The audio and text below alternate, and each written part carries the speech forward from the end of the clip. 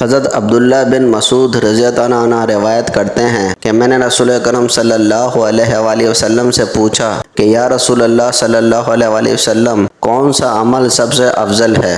आप सल्लल्लाहु अलैहि वसल्लम ने फरमाया कि अपने वक्त पर नमाज पढ़ना। मैंने अर्ज़ किया फिर कौन सा?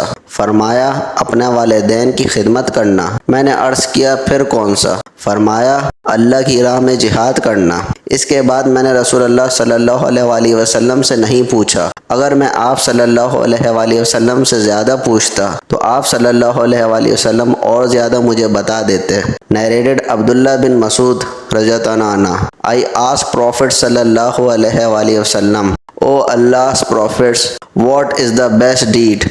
He replied, to offer the prayers at their early stated fixed times. I asked, what is the next is in goodness?